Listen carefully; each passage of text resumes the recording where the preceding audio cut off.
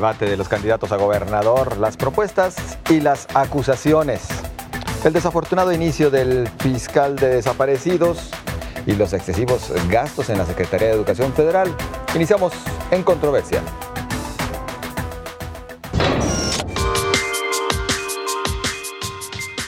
Las propuestas originales del primer debate entre los candidatos a la gubernatura de Jalisco fueron ecología y medio ambiente, empleo y salario.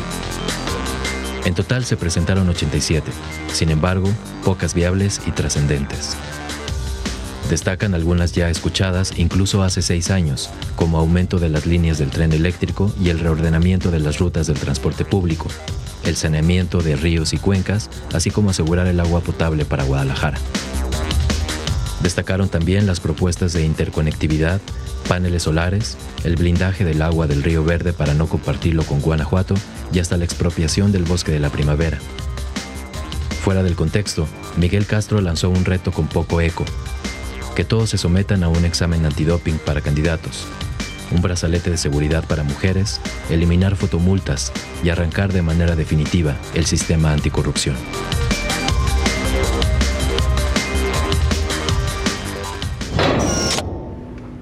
Usted tuvo oportunidad de presenciar el debate. ¿Qué le pareció? ¿Y qué le parecieron sobre todo las propuestas que ahí plantearon los 6 candidatos y la candidata y los candidatos a la gubernatura del estado? Y si se fijó usted en alguna de las propuestas que le haya llamado la atención en particular, bueno, compártanos, además de responder la pregunta que le hace a usted, Canal 44, a través de sus redes sociales. Participe con nosotros. Saludo a mis compañeros. Sonia Serrano, buenas noches. ¿Qué tal? Muy buenas noches. Julio Ríos. Buenas noches. David Gómez Álvarez. Buenas noches a todos. Y Jaime Barrera, muy buenas noches. José Ángel, buenas noches y buenas noches a todos. Bueno, después de no vernos durante 15 días, porque la semana pasada también hubo debate de candidatas a diputadas plurinominales. ¿Qué nos pareció este debate, el primer debate de candidatos a gobernador, Sonia, en lo que refiere a propuestas? Bueno, en cuanto a propuestas, lo que vimos fue más o menos un recuento de lo que ya habían presentado. Creo que trataron de aprovechar el espacio justamente para hacer un resumen, pero que por los tiempos y por el formato que tiene, pues no les deja tampoco mucho margen para explicarlos. Incluso los que trataron de incorporar algunas nuevas propuestas, creo que terminaron más enredados y sin aclarar exactamente de qué se trataba. Los hemos oído incluso ya después de este debate en entrevistas tratando de explicar lo que quisieron decir con las propuestas que presentaron en el debate. Yo no creo que un ejercicio como este deje claro quién tiene la mejor oferta y le precise al ciudadano por quién podría votar o quién le ofrece las mejores condiciones. Quizá para lo que sirve es para contrastar un poco la personalidad de cada uno de los candidatos. Y bueno, lo abordaremos más adelante también para conocer un poco los negativos o aquellos aspectos que pudieran ser negativos en la carrera o en la trayectoria de cada uno de ellos. Creo que fue menos, a pesar de estos señalamientos, fue menos sucio de lo que pudo haberse esperado. Creo que de cualquier forma sí hubo espacio para las propuestas. Y también creo que nos permite ver quiénes sí tienen claro en qué temas puede haber propuestas y quiénes pues simplemente le trataron de dar la vuelta. Muy difícil pensar que después de un debate puedas tomar una decisión, muy complicado, pero creo que por lo menos para contrastar las personalidades de los candidatos sí es una buena referencia. Jaime. Yo creo que fue un debate que sirvió más para el contraste que para conocer propuestas. Las propuestas no se contrastan y ese es lo ausente en estos debates. He hablado con especialistas de cada uno de los 3 temas: medio ambiente, movilidad y economía y desarrollo económico, y desde el ojo de esos especialistas dicen no se propuso nada nuevo, no hay planteamientos novedosos y ni siquiera completos. Son visiones fragmentadas de los temas que hacen ver que los candidatos nos quedaron a deber en materia de propuestas de estos 3 temas trascendentales en la vida y en el futuro de Jalisco. Entonces, creo que una de las cosas que sirvió del debate es alertar a los candidatos y a sus equipos que tienen que trabajar más, profundizar más, completar más esas propuestas para en distintos foros, a lo mejor más adecuados, poder vender mejores propuestas para los grandes retos de Jalisco, que eso a la larga puede elevar el nivel de la contienda electoral en lo que resta, y lo más importante, tratar de terminar propuestas de gobierno para enfrentar temas como el de la contaminación ambiental, la contaminación del río Santiago, para completar una modernización del transporte urbano que fue promesa en el otro debate de hace 6 años y promesa de gobierno que no hubo manera de implementarla con indicadores y plazos, y por eso estamos donde estamos hoy, con una sola ruta empresa cuando era el propósito reordenar todas las rutas. Y tampoco y también ver qué se deja de la que sin duda es la parte tal vez más exitosa de este gobierno saliente, que es el tema económico, insertándolo en un contexto más global y de amenazas como las que significa la negociación del Tratado de Libre Comercio, que está incierto, el asunto de la vecindad y de las políticas migratorias de Donald Trump, en fin, ¿no? Yo creo que falta por cocinarlas, están crudas, incompletas, y creo que eso ojalá sirva para que las mejoren, ¿no? Y además cuando hablamos de 7 candidatos, de un tiempo limitado, un formato tan cuadrado, difícil que resalten las propuestas, ¿no, David? Claro, yo creo que todo eso juega en contra de la posibilidad de tener un auténtico debate. A mí me parece que el formato mejora muchísimo respecto a anteriores debates. Es menos acartonado, menos rígido, pero aún muy lejano a lo que es realmente un debate, e incluso me parece todavía muy corto frente al formato de los debates presidenciales. No entiendo por qué la autoridad local electoral no imitó tal cual el federal o algo muy cercano, siendo que ya está aprobado y que sí fue un brinco mucho más avanzado. Entonces, en ese sentido, el formato es así, ¿no? El de Vallarta. Pues sí viene con ese formato. Un poco más. Un poco más, pero este primero me parece que se desaprovechó en ese sentido. El segundo punto que mencionas es que 7 debatientes, 7 participantes, pues es demasiado. Solamente hay que recordar, por ejemplo, que Salvador Cosío, el candidato del Verde, empezó a hablar al minuto 41. Es decir, ya se nos había olvidado que había un 7º contendiente que no había tenido la palabra en 41 minutos de transcurrido el debate. Me parece que eso habla de que el formato... 42 por el minuto de silencio. El minuto de silencio. Y entonces 7 son demasiado. Yo creo que hay que perderle el miedo, y eso hay que discutirlo abiertamente, a que haya, sí, quizá un primer predebate, una primera ronda con todos, pero después una segunda, tercera rondas con los punteros, con los más, con los que tengan un porcentaje realmente significativo. No tiene sentido que debatan los que no tienen ninguna posibilidad real de ganar, que además se dan el lujo de proponer ocurrencias solamente para llamar la atención, con quienes sí tienen posibilidades de ganar y por tanto de gobernar, y moderan mucho más sus propuestas. Y en ese sentido, lo que ya han dicho aquí es que fue mucho más de contrastes, de ataques que de propuestas. Y además las pocas propuestas ya se habían escuchado. El problema de los debates es que hay muy poco tiempo para hacer propuestas, para contrastarlas, para explicarlas, porque no es tanto los qués, sino los cómos, lo que la opinión pública informada, enterada, politizada está esperando, porque muchas veces hay una total coincidencia en los diagnósticos, todo el mundo estamos de acuerdo más o menos en lo que está pasando en el Estado, incluso podríamos decir que estamos más o menos de acuerdo en lo que queremos. La diferencia está en cómo lograr eso. Claro. Y eso es lo que no le entran, porque si pensamos que en la primera intervención, en la primera ronda, tuvieron cada uno 4 minutos para abordar los distintos temas que fueron asignados a pues es poco serio que en 4 minutos puedas abordar 3 temas. Es minuto 30, minuto 25 segundos promedio por tema, pues eso realmente solamente permite a los candidatos, claro, digamos, lanzar sus propuestas sin elaborarlas, sin mayor detenimiento, sin mayor responsabilidad, y eso hace que haya habido ocurrencias, propuestas ocurrentes, que lo único que buscan es, digamos, capturar la atención de la opinión pública, de los televidentes, y no tanto realmente poner una propuesta sobre la mesa. Y luego tenemos que sumar las ansias de torero, es decir, las ganas de entrarle a la bronca más bien con el otro, en vez de proponer, aprovechar tus 4 minutos para poder dar el trancazo que tienes por encargo tuyo o de alguien más para darlo, entonces las cosas se complican. Por hablar de un tema nada más, el campo. prácticamente a todos se les olvidó, y es parte del desarrollo económico. Fundamental parte del desarrollo económico. ¿Se les olvidó? Y más porque se supone que Jalisco es el gigante agroalimentario, ¿no? Claro. Y no solo el campo se les olvidó, también las regiones, también el interior del estado. Presidente del partido, ¿verdad? También el interior del estado. También se les olvidó el interior del estado, también se les olvidaron las regiones, se les olvidaron otro tipo de... Exacto. Incidió, no, ¿qué pasó? Bueno, y además...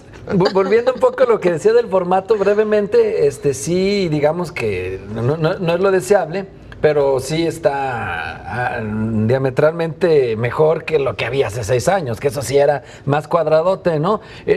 Nos quedamos con ganas de que haya un debate en el que haya gente, en el que haya público y que sin filtros, sin cortapisas, no, adentro frente a los candidatos, y ellos se paren y que sean señoras de a pie y le pregunten y los cuestionen, y sin que haya filtros ni preguntas escogidas. ¿O el año pasado?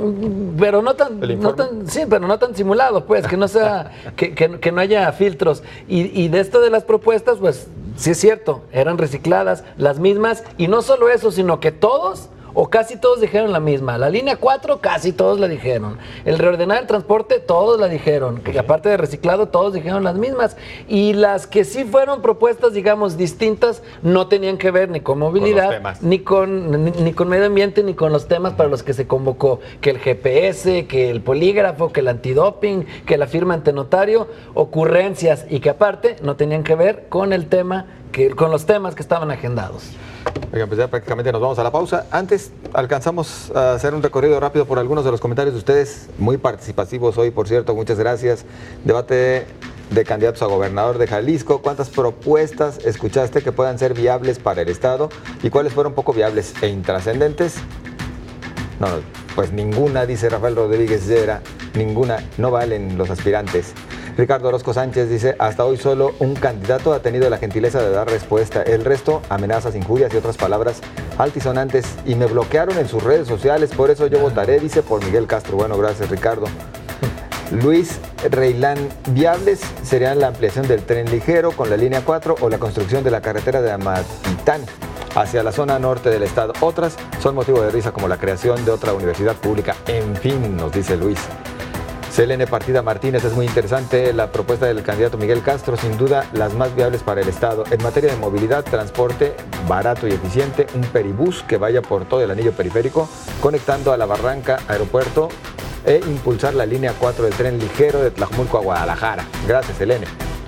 En materia de medio ambiente, el saneamiento del río Santiago, impulsar el uso de energías alternativas como celdas y calentadores solares, castigar con todo el peso de la ley a las empresas que más contaminan y apoyando al sector industrial a que usen energías limpias. En materia de educación, la creación de una segunda universidad, Universidad de Jalisco, que sin duda en conjunto con la UDG, más jóvenes tendrán la oportunidad de estudiar.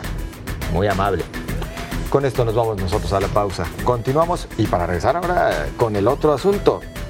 Todo lo que se dijeron en otros aspectos.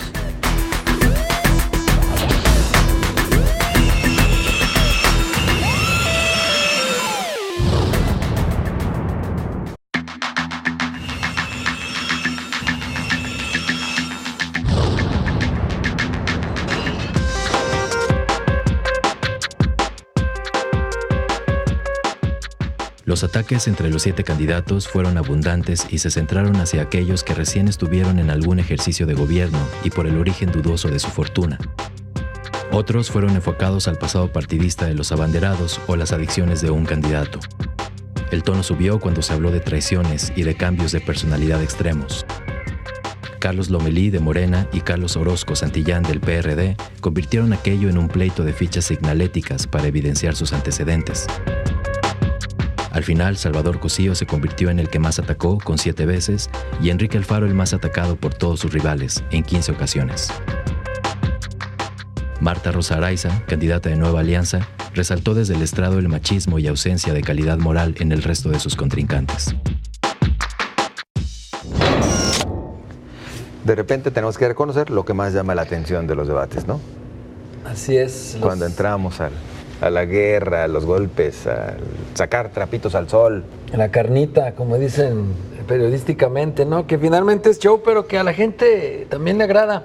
Es positivo que haya propuestas, desde luego, es el corazón, la razón de ser de un debate, pero también tiene que haber contraste de perfiles, porque la gente tiene derecho a conocer los antecedentes o las historias de quienes están compitiendo para saber quién está llegando, ¿no? Y en este sentido, los mejores momentos, los momentos más álgidos fueron los que protagonizaron Carlos Orozco y Carlos Lomelí.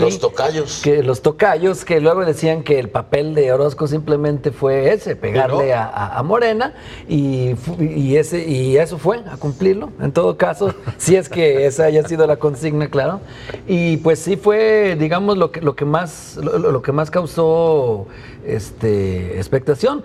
Y parece muy extraño, porque es atípico, que en un debate le hayan pegado más al segundo y no al puntero, porque suele ocurrir que le pegan al que todos se van contra el que va arriba, ¿no? Y aquí fue el segundo, lo cual pues sí tiene lógica, ¿no? Porque en todo caso Morena es la fuerza emergente y si Enrique Alfaro quiere contribuir a la causa de Ricardo Anaya a nivel nacional, obviamente pues tiene que ir contra el representante del López Obradorismo en Jalisco para pues ayudar a la causa de su candidato presidencial que está en disputa con el morenista, y también pues para evitar que Morena crezca tanto que pudiera quitarle quizá, por ejemplo, alguna alcaldía o sobre todo posiciones en la bancada del Congreso, ¿no? Y también, por ende, los que van abajo también le tiran al segundo para alcanzar a aspirar a algo, ¿no? Por lo menos en el Congreso. Entonces fue un debate atípico en ese sentido, que concentrara, si no en número, los ataques, sí los ataques más fuertes, y desaprovecha Carlos Lomelí una oportunidad muy interesante de, pues, por lo menos de haber aclarado, ¿no? Porque son señalamientos graves y se queda en ese afán de no engancharse, se queda sin aclararlos. Pero promovió su página. Que luego también han comentado que en la página no viene la información que dice que iba a estar ahí. Así es.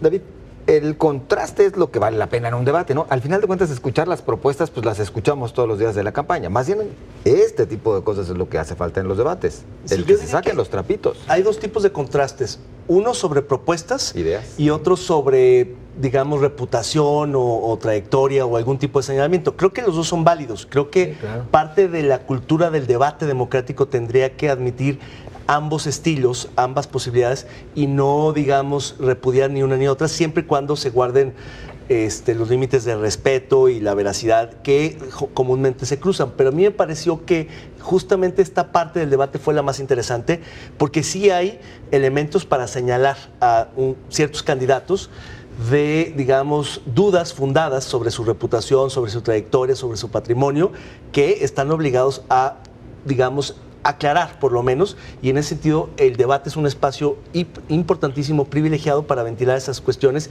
que de otra manera en otros momentos son difíciles de, digamos, cuestionar fuertemente como se hizo en el debate. Entonces yo creo que es parte de la normalidad democrática. Creo que si comparamos los debates de ahora con los debates de hace 6 años o de 12, pues ciertamente hemos avanzado muchísimo en la cultura del debate, en la, digamos, posibilidad de contrastación de ideas y de argumentos y de trayectorias, pero todavía falta mucho. Yo esperaría que algún día pudiera haber una réplica de tú a tú, de tete a tete, entre dos candidatos de más de 2 iteraciones, que no tenga que estar mediada por el moderador o por el tiempo o por otra cuestión que lo rigidice. Todavía no llegamos ahí, pero creo que vimos momentos álgidos, momentos de tensión muy importantes en esta ocasión. Porque lo sanciona el Instituto Electoral, ¿no? Es decir, pues estaría excelente tenerlos así, pero pues no lo permite. Simplemente lo ven como el formato lo aprueban los partidos. Pero es que hay que aclararlo. Es la autoridad electoral que nunca ha sido muy echada para adelante, que no es muy innovadora, que no se anima a cuestionar lo rígido del formato, pero también son los partidos que vetan muchas de las innovaciones, muchas de las propuestas.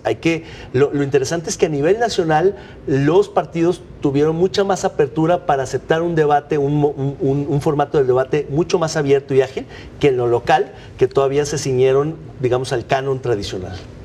Y es que de repente como que aquello de el ser equitativos lo queremos respetar tan al pie de la letra que nos vamos a estos extremos, Jaime. Sí, va en perjuicio de un debate más real, más a fondo. ¿no? Yo estoy de acuerdo en lo que planteaba David, en el sentido de que pudieran darse debates previos y que en mediciones la gente, el electorado diga a quién quiere ver en una final de debate, o a los dos punteros, ¿no? En determinado momento de la contienda, y eso ayudaría a tener un debate real para contrastar tanto trayectorias como contrastar propuestas, ¿no?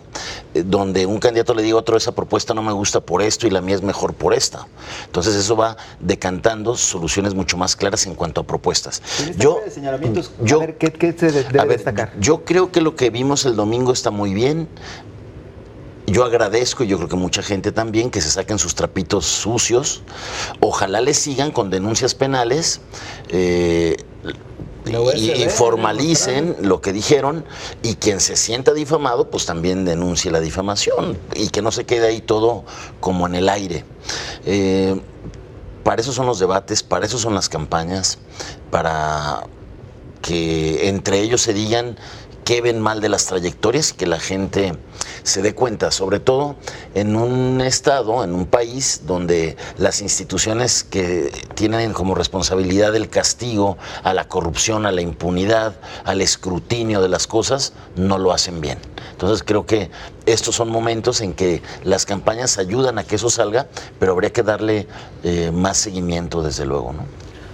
Pero no salimos de los refritos, ¿no, Sonia? Es decir, hasta en los señalamientos o las acusaciones que se hicieron, pues en realidad pues es repetir lo que ya se han dicho de algunos de los candidatos en las ocasiones. Y además en un ejercicio que pasa comúnmente, ¿no? Sale la nota unos días antes del debate para que luego sirva como de material y poder sacar las láminas de los periódicos, exacto. Y no, porque ni siquiera se atreven a decirlo ellos directamente, ¿no? Dicen, lo dijo el periódico, ¿eh? Oye, y que también se enseñen a sacar las papeletas. O el que le pusieron el acordeón atrás de la papeleta, ¿no? No, porque, a ver, hubo unos muy buenos, pero no lo explicaban. O sea, los candidatos no se daban tiempo de decir, miren, aquí está fulano y sutano, cuando eran esto. No, nomás pasaban así las papeletas rápido. Muy rápido y ya. Y luego no los encontraban. Pero bueno, de cualquier manera, creo que todos esperamos siempre que pase, desafortunadamente, aunque digamos que no nos gusta la guerra sucia, siempre desafortunadamente esperamos el momento del debate y que un buen debate, tristemente, pensamos que se da cuando se hacen este tipo de señalamientos y se escarba en la historia de cada uno de los candidatos. Claro, hay de historias a historias. Yo sigo creyendo que Carlos Lomelí debe aclarar lo que sucede con el tema de su patrimonio, con el tema de los contratos que tuvo con gobiernos, el tema del adeudo que dejó el exgobernador Emilio González Márquez, el hecho de que él diga que no tiene nada que ver con los contratos actuales, pero que sí sus empresas le venden a quienes tienen los contratos con las actuales autoridades. Todo esto, por supuesto que si no hay nada que esconder, estaría genial que lo precisara. En una entrevista que tuvimos nosotros con él antes de que se diera a conocer con precisión el tema de los terrenos, que se publica apenas hoy, pero que fue previo, él lo que decía, o su argumento es, bueno, pues todo Guadalajara era de Caro Quintero, es decir, no rechaza haberle comprado, nunca dijo no le compré a Caro Quintero, él dice todo Guadalajara era de Caro Quintero.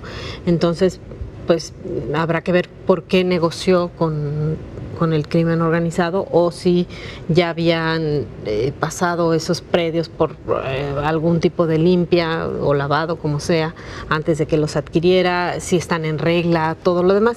Si no tiene nada que esconder, pues nada más que lo precise y ya, ¿no?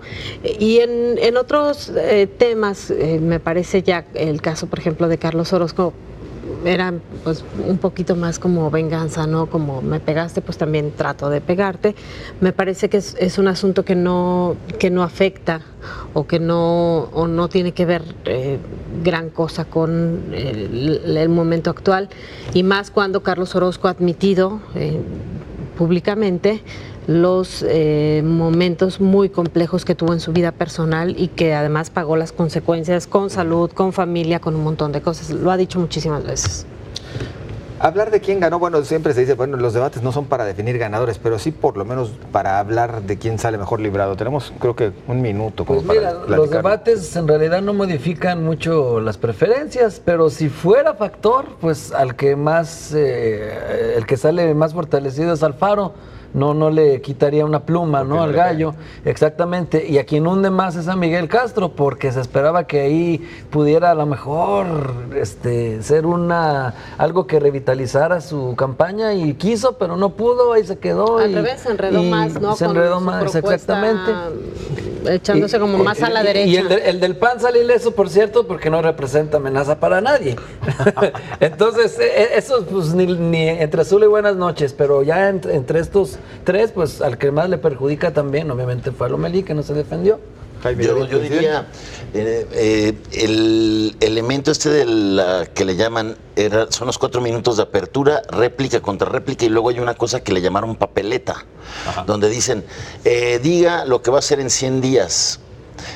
Yo creo que deberían de aclarar los candidatos si deben de decir las acciones en 100 días de los 3 temas que estaban en el debate, porque otros ahí dijeron otras cosas. Entonces no sé, o no les aclararon bien o se confundieron los candidatos. Exacto. Vale. Tenemos que irnos a la pausa. Continuamos.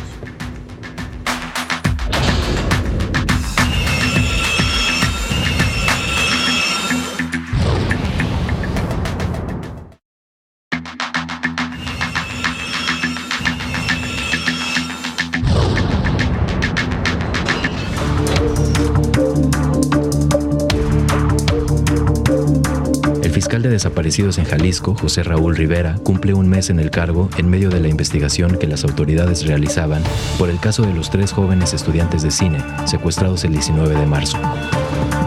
Muestra insensibilidad al declarar que hay actores que hacen de las manifestaciones su forma de vida y que tantas marchas hacen sufrir a los familiares de las víctimas. Raúl Sánchez Jiménez, el fiscal general, ha sido señalado junto con Rivera de insensibles e ineficientes por las organizaciones civiles, especialistas y madres de familia. Bueno, pues el fiscal de desaparecidos, ¿se esperaba más, Jaime? Pues a ver, yo creo que ha estado con demasiado bajo perfil en un momento crítico del tema. Digo yo, a mí me extrañó muchísimo desde que el 12 del mes pasado fue cuando dieron a conocer el resultado de la investigación. No estuvo en la presentación el fiscal recién nombrado de desaparecidos, que trae el respaldo del Comité de Participación Social, pero que no ha aprovechado ese impulso inicial que tenía, y pues de esta desafortunada declaración pública pues no le ayuda en este arranque de la Fiscalía contra Desaparecidos, ni ayuda tampoco a pues tratar de seguir tratando de que disminuya la desconfianza en la versión oficial que dio la Fiscalía General y que el gobierno estatal asegura. Y ahora no solo el gobierno estatal, sino ahora ya también el gobierno federal, con esta tercera detención de la semana pasada, donde dicen hay un esclarecimiento total del caso, mientras que del lado de familiares y de organismos de la sociedad civil que están en la lucha de la causa de desaparecidos, desdeñan, desconfían y dicen que se trata de una verdad histórica, ¿no? Para criticar y sugerir que en la investigación hay cosas que no están consistentes. Sonia, ¿se les pide mucho, en realidad? Es decir, la expectativa que la ciudadanía tiene con respecto a este tipo de funcionarios e instituciones es muy grande en realidad con respecto a lo que pueden hacer, ¿o qué sucede? Porque también lo vemos con la definición del titular de la Comisión de Búsqueda, ¿no? Que parece que también nos entrampamos ahí. Sí, a ver, son dos vías diferentes. El tema de la Fiscalía es un tema que se atendió desde lo local, para atender el tema desde lo local. y que ya se había entrampado una vez justamente por cuestiones de procedimiento. Sigue sin haber una versión real sobre lo que motivó al anterior fiscal a renunciar, pero tenía que ver justo con esto. Es decir, si tú no tienes un equipo especializado en búsqueda de personas con nuevos ministerios públicos que no sean los mismos, que no nada más no lo hacen, sino que no tienen la mayoría de ellos la capacidad, pero además yo sé que el tema del dinero de pronto parece como un lloriqueo de estas nuevas instituciones, pero si no les das presupuesto, no pueden funcionar, porque entonces con la cantidad de asuntos, yo escuchaba hace poco una entrevista de las madres de las organizaciones que dicen, hay 2 o 3 ministerios públicos que ya fueron incorporándose más por iniciativa propia al tema de la capacitación y al asunto de abrir líneas de investigación, que es el reclamo más importante. Es decir, los familiares de desaparecidos lo que están pidiéndole a la autoridad es que desde la Fiscalía se abran líneas de investigación. Porque esto no pasa, o sea, aunque te parezca increíble, tú vas, presentas una denuncia de que una persona desapareció, se abre la carpeta de investigación y después no pasa absolutamente nada. O sea, nada, no van a ver dónde dijeron que desapareció.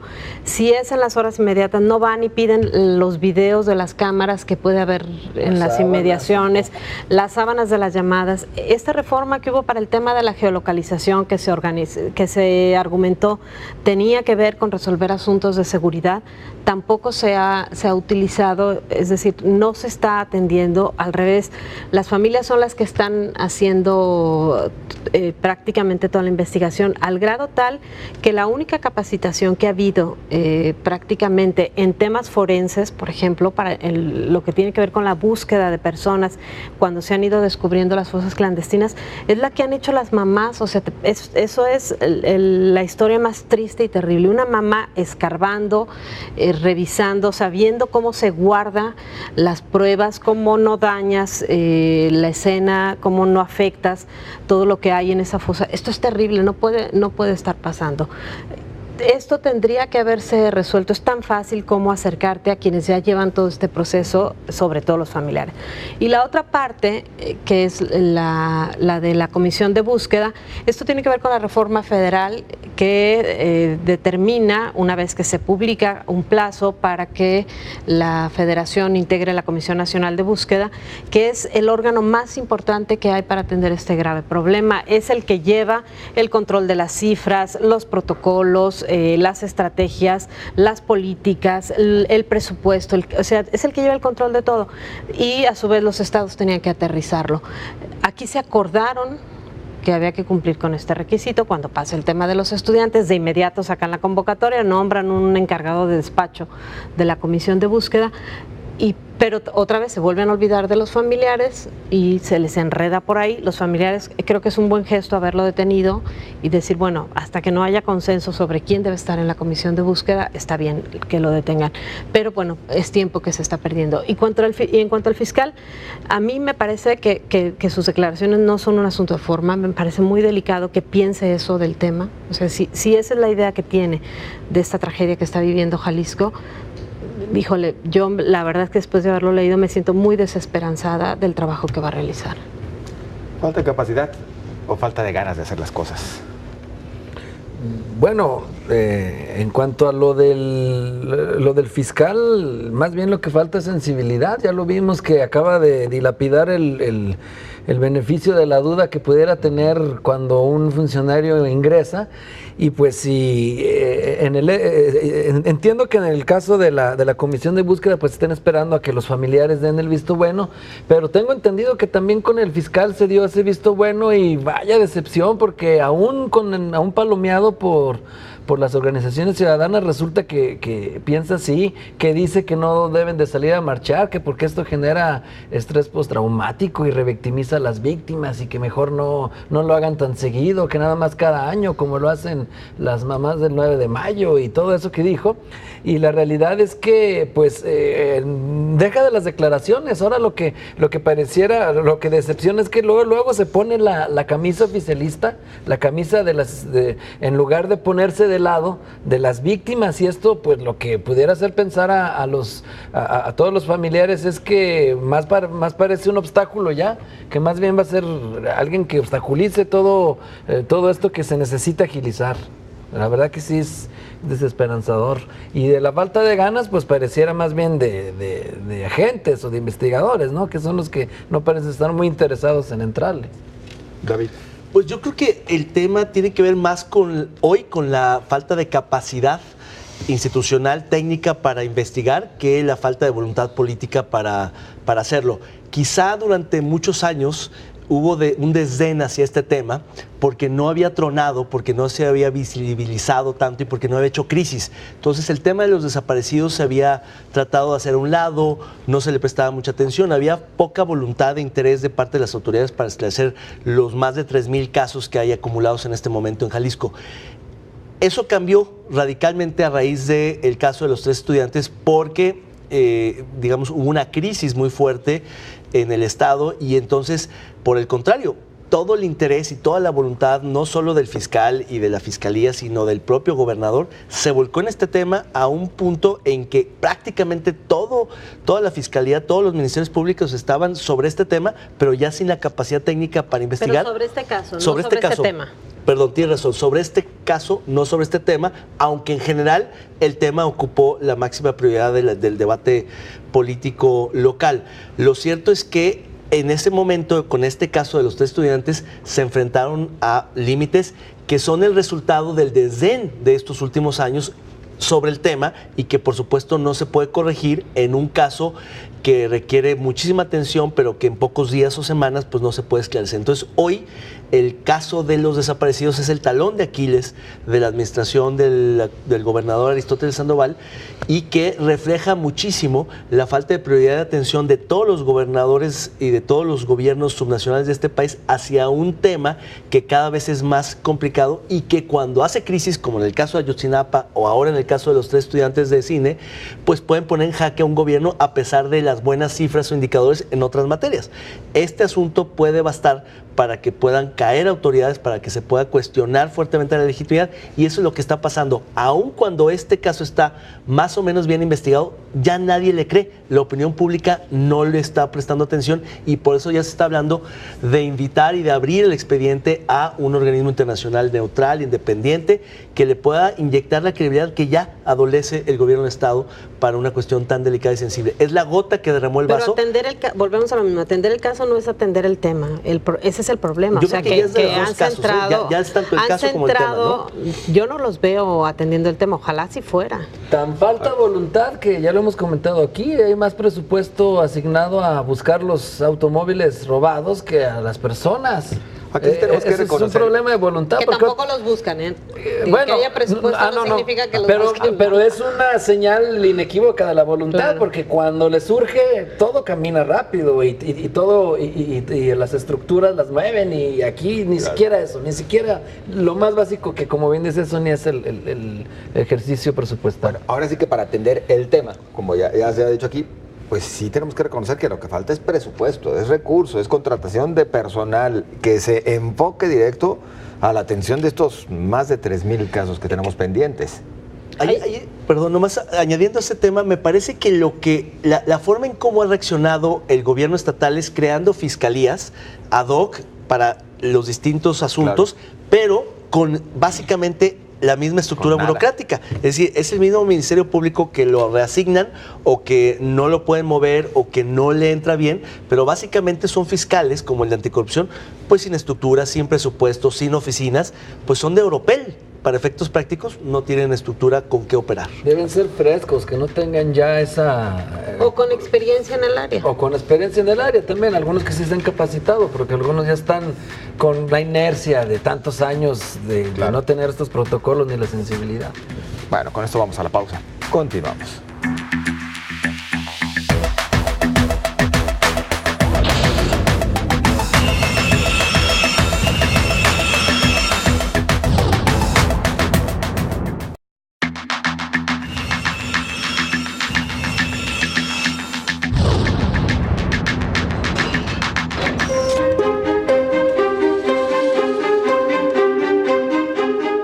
Una investigación reciente revela que la Secretaría de Educación Pública ejerció la mitad del presupuesto para la capacitación de maestros en 2017, pero en cambio utilizó recursos exorbitantes en comunicación social.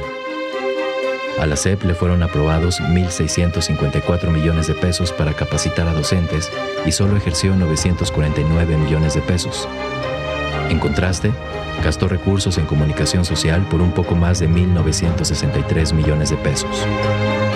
Durante la administración del extitular de la dependencia, Aurelio Nuño, se dedicaron recursos a presumir la reforma educativa y solo el 56% para la capacitación y formación de docentes.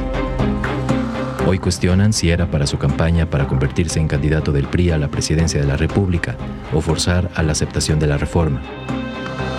El sobreejercicio fue de 2.680%, debido a que el Congreso de la Unión solo aprobó una partida de 70.6 millones de pesos.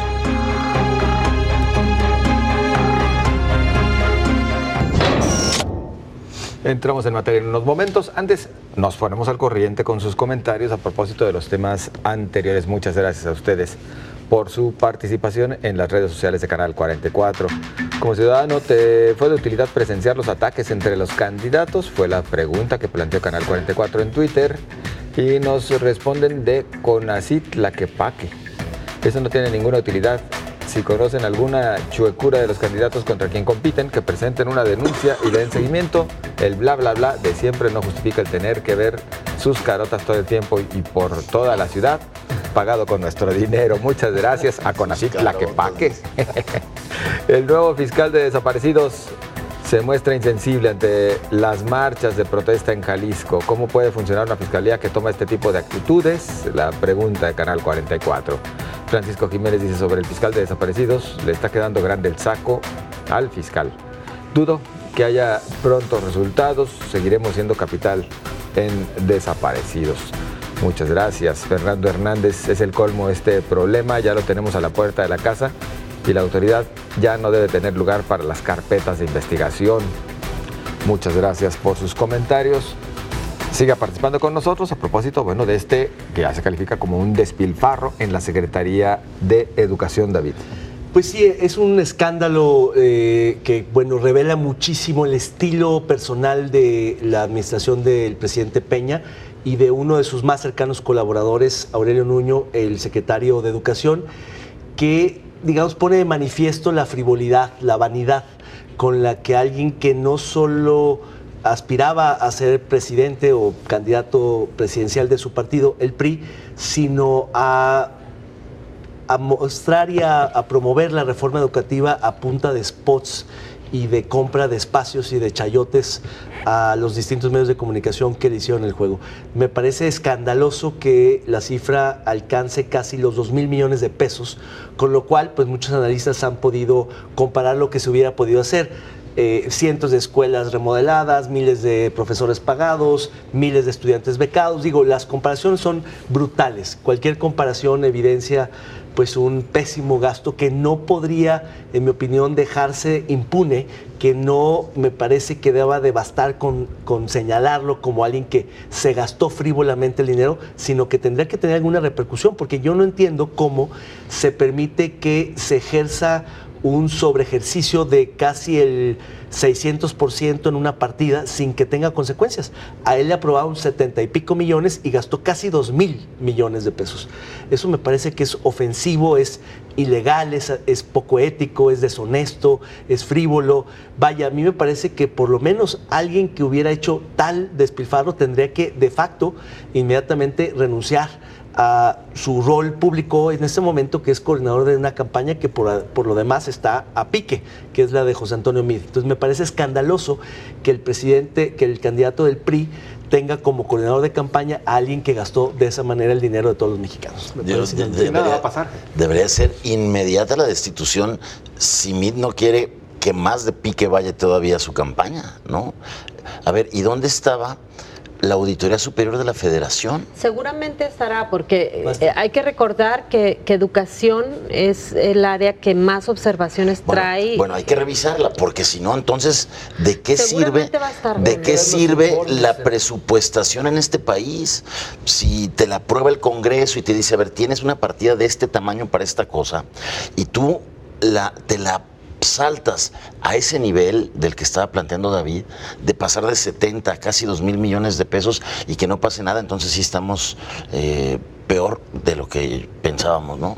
Y desde luego debe haber una consecuencia y de inmediato ya seria, ¿no? de ese tema. Sonia.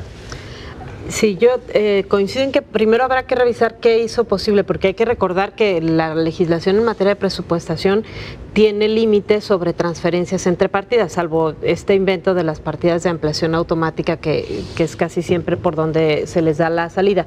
El problema es que casi nunca hay una liga entre el ejercicio del presupuesto, entre la aprobación del presupuesto y el ejercicio del mismo. Hay incluso descuido de quien tendría que llevar el seguimiento, que son los legisladores, al trabajo de la Auditoría Superior. Tú pregúntale a un legislador de Jalisco sobre los 12,000 millones de pesos que trae de observaciones pendientes el gobierno del estado y te puedo asegurar que ninguno tiene ni idea de qué le estás hablando ni de qué rubros son.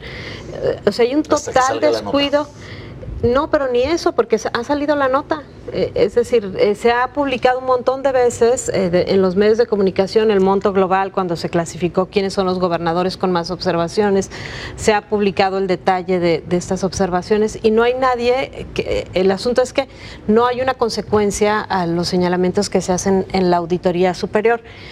Y los informes de la Auditoría Superior no son tan precisos como para dejar estos señalamientos que afortunadamente se están haciendo a través de otras áreas de investigación. Pasó hace poco con el trabajo que hizo, si mal no recuerdo, México Evalúa con el tema del ramo 23, que también este sobreejercicio que tiene Peña Nieto de billones de pesos, del sobreejercicio, de la diferencia entre lo que presupuesta y lo que finalmente gana y que le da un margen de discrecionalidad, que seguramente de ahí sale todo este dinero para todos estos excesos, y que yo estoy de acuerdo con lo que dice David, seguramente fue esta guerra sucia tremenda que emprendió la Secretaría de Educación y el gobierno federal en contra de los maestros.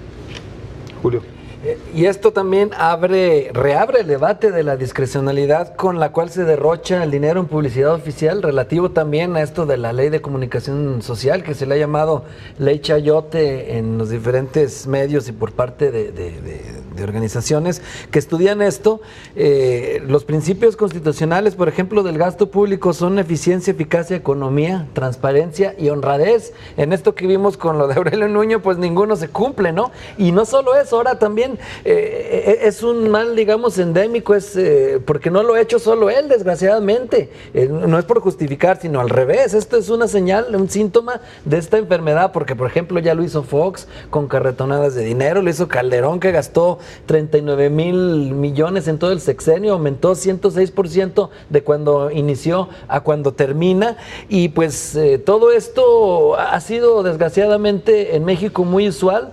La discrecionalidad, se le da dinero, incluso hasta pasquines, ¿no? Siendo que, por ejemplo, en otros países como Suecia hay garantizadas bolsas para que los nuevos medios, que son críticos porque se fomenta la pluralidad informativa, reciban publicidad, incluso, ¿no? Eso es impensable que ocurra en México. Entonces, no se cumple tampoco con lo que dice la Relatoría Especial para la Libertad de Expresión de la Comisión Interamericana de Derechos Humanos, en este caso que sugiere contratos transparentes, topes claros, certificación de audiencia, objetivos. Todo esto no ocurre en México y no está garantizado tampoco, como lo ha dicho la MEDI, no está garantizado con esta ley de comunicación social que de todas formas se publica. Viene el que siga, por ejemplo, no sé quién vaya a ganar las elecciones, pero por ejemplo el puntero, que es López Obrador, dice, pues va a ser poquito porque está bendito. Desde ahorita le dice a los medios. Suena bien, ¿no? Pero supongamos que lo hace y que hay austeridad en eso. Mientras no se arregle estas normas, supongamos el sucesor va a querer gastar más, entonces estamos al contentillo de lo que los funcionarios quieran o de lo que el mandatario en turno quiera en cuanto a gasto de publicidad, y también genera otro problema, que como los medios de comunicación siguen dependiendo excesivamente de la publicidad oficial, también esto genera que haya la censura, que haya salida de comunicadores críticos, como ya lo hemos visto en varios medios de comunicación. Entonces, esto que ocurrió con Aurelio Nuño, sin duda es un síntoma de un mal de fondo que no para nada está bien. Lo lamentable del caso es que Aurelio Nuño es nada más un botón de muestra de lo que sí ocurre y en todos los niveles de gobierno. Es decir, pero él sí se pasó de la raya. No, por eso, por supuesto. No, o sea, pero sí se en sus merece un lugar respectivas de honor proporciones, en los abusos. es algo terrible lo que está yo creo que sucediendo. es generalizado. Prácticamente todas las dependencias del gobierno federal y de los gobiernos estos corruptos cuyos gobernadores están en fuga, en prisión o en desgracia, aumentaron estratosféricamente el gasto en comunicación social, de ahí que haya entrado en vigor esta nueva ley chayotera. Pero en el caso de Aurelio, lo que ha ocurrido es que fue una apuesta a, digamos, a comprar publicitariamente la reforma educativa y hacer una presión muy fuerte mediática en contra de los opositores de la reforma, en particular los maestros. Y yo lo que hizo Aurelio es que él aprovechó también eso para promoverse. Ese es el tema. Y para promover al grupo Videgaray, Mid y de uno de los grupos al interior del gabinete. Es decir, él aprovechó que se requería, según algunos analistas del gobierno federal, una gran campaña publicitaria para vender las bondades de la reforma educativa para él autopromoverse. Básicamente ese es el gran abuso y vanidad inútil, por lo demás, de Aurelio Núñez, que pues ahorita ya... Se reabre el debate con este caso del uso del recurso público en temas de comunicación. Hoy más que nunca, que ya no solo es con los medios tradicionales, hay un multimillonario gasto en contratación de redes sociales, también que no tienen... Y en producción, el gasto que están metiendo la producción es terrible. Necesitamos transparentar eso ya, porque esa es otra modalidad que también nos va a dar sorpresas. Efectivamente. Hay unas cuestiones de producción, les graban minuto a minuto lo que dicen, lo que hacen, los monitoreos, en fin, todo se tiene que transparentar y ver a cómo se está cobrando y a quién se le está pagando. Y si Mid no quita a Nuño, pues solo se demuestra que es un títere, porque pues... No, pues se hunde. Exactamente, está demostrando que es un títere, porque ella debe haberlo quitado. O sea, y ahí se ve que no tiene decisiones propias. Claro. ¿Alcanzamos a leer la participación de nuestro público? Vamos rapidísimo. Vamos entonces. Aurelio Nuño despilfarra recursos en comunicación social en la SEP y gasta menos en capacitar a los maestros. ¿Fue autopromoción o fue para presumir la reforma educativa? Preguntó Canal 44. Jorge Cárdenas dice, fue por corrupto. Así lo dice tal cual Jorge Cárdenas. Y así nos despedimos. Gracias, muy amables. Buenas noches. Buenas noches. Buenas noches. Pásenla bien. Gracias a todos ustedes.